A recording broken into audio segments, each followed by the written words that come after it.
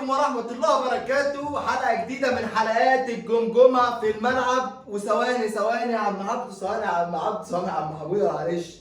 قالوا علينا فلاحين واحنا اصلا ارجنتين. بيب بيب محلي، بيب بيب محلي. معاكم سعدون عبدون الكواري وحموده نجم نجوم السباحة في مصر في حلقة نار نار نار. استقالة فريرة، خسارة الزمالك، مكسب الاهلي. الحلقة النهارده حلوة. اتفضل يا عم عبد، اتفضل يا عم حموده. عندنا ايه النهارده؟ عندنا ماتش الزمالك وغزل المحله. ده المتعة كلها. هو الشوط الاول كان حلو، يعني الشوط الاول كان غزل المحله فيه حلو. المشكله في ماتش الزمالك مش مشكله فيريرا خالص، هو احنا فيريرا استقال فيريرا كده مع السلامة. الحاج كانوا بيقولوا له ايه؟ جدو البروف، الحاج جدو البروف في رعاية الله. جابوا اسامه نبيه مكانه. بس انا شايف ان الماتش ده ما مسألش عليه، ليه؟ اللعيبه كلها كسر. عارف انا جايبها ليه؟ معلش دلوقتي. مع السلامة يا جدي، على السلامة يا جدي. كمل يا كل حمود. السنة عظيم. انا شايفه مش اخطاء فيريرا، اللعيبه جايب لعيبه كسر بصراحه انت بتضحك ليه يا عم؟ خلي بالك الحمد لله ان مصطفى شلبي ده انه ما جاش. الزناري ضيعهم، هو اول جولين بسببه اصلا. الزناري وشلبي واللعيب بتاع نص سيف الملعب الدين الجزيري رؤى ورؤى وحش قوي. النهارده والسيسي. عمل كوبري. سيسي ده ضرب صفقة مضروبة جدا. شابوه فعلا. العين اللي جابت الثلاثة دول يعني بصراحة ما ما تبصوش في حتة تاني.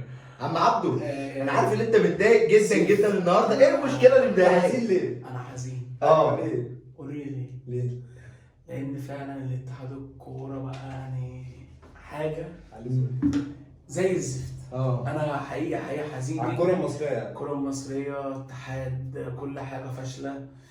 انت معانا حمودة برضك، معانا الاستقالة النهارده اتقدمت من بمناسبة الاستقالة بتاع جلال حاجة والفساد بجد في يعني. التحكيم وفي المنظومة وفي اتحاد استقالة. الكورة. لا الموضوع كبير. يا ابني استقالة دي الراجل بيقول لك ما حدش اصلا كلمنا ولا حد اتصل. ايوه هو هرب هو يعني. اتحاد الكورة طلع ببال. بص احنا هنعمل حلقة ان شاء الله بص كان فيها كواليس والفساد والفساد. حسام عبد الفتاح قسما بالله جدر الفساد بيبدا من عند حسام عبد الفتاح. مش هو نتكلم في حلقة كاملة عن سيبوا الراجل الكورة. راح وجه كام مره ومفيش غيره. سيبوا الكورة لينا، سيبوا الكورة بجد. احنا دي الحاجة الوحيدة اللي بتمتعنا في الدنيا. صح بالله عليكم. الكلام كله صح يا عم عبدو. حموده نرجع لماتش الاهلي الزمالك وغزل المحله النهارده. الزمالك ايه اللي عمل فيه كده؟ لعبت ولا المدرب؟ لا اللعيب بنسبة 80% اللعيب. لعيب. يعني انت عندك المدرب كان نازل بخطة عايز الجولين جايين بنفس الطريقه. يطير الباكات الجولين. ما انا بقول لك هو المدافعين فيهم حاجة. يعني انت عندك محمد عبد الغني، انت موقف خمسه واقفين على نفس الخط يا عم عبدو. مبدا الف ب كوره خمسه دي خروج محمد عواد. بيبقى في واحد ملاقي. ثواني بس. الف ب كوره خمسه بتلعب خمسه، بتبقى في واحد ساقط بيسمى ليبرو.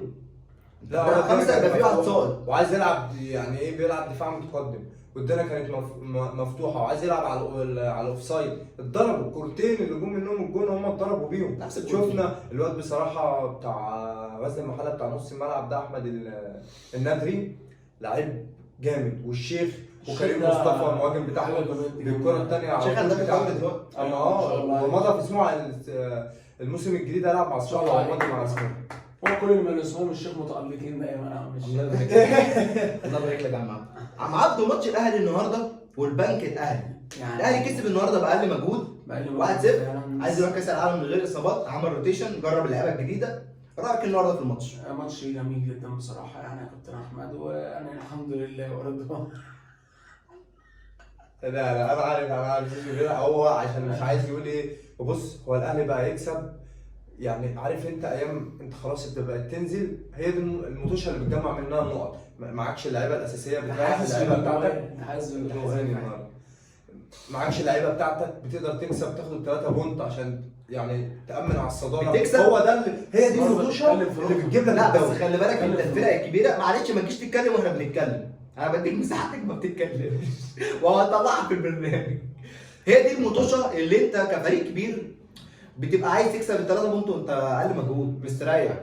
انت مش عايزين وجع قلب. راح كاس العالم عايز ريحت علي معلول. خلي بالك الحاجه دي الاهلي كان مفتقدها بقاله فتره. ما انا بقول لك دي بقى ده قوه اللي بقى عندك دكه. هو انت ما عندكش دكه في اماكن معينه.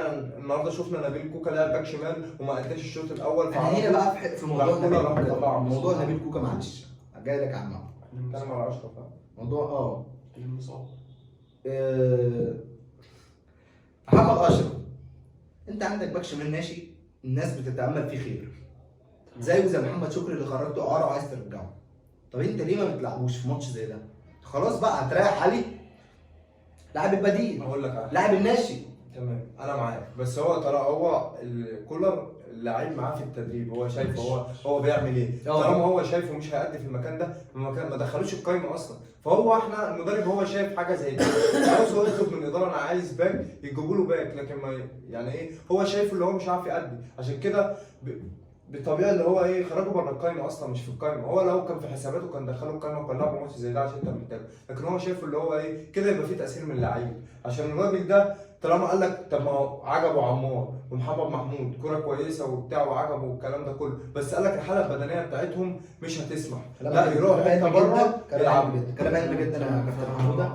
كنت عايز تقول ايه بقى يا كابتن عبده؟ والله يا عم الشيخ انا نسيت بس الحمد لله انا والله العظيم احنا مع بعض دايما والاهلي في الصداره دايما. نعيد تاني كنت عايز تقول ايه يا كابتن انا عبده؟ مش فاكر مش غبي طب بس انا جيت لك، انت لازم تقول حاجه عشان اعرف اقطعها واجي لك تاني.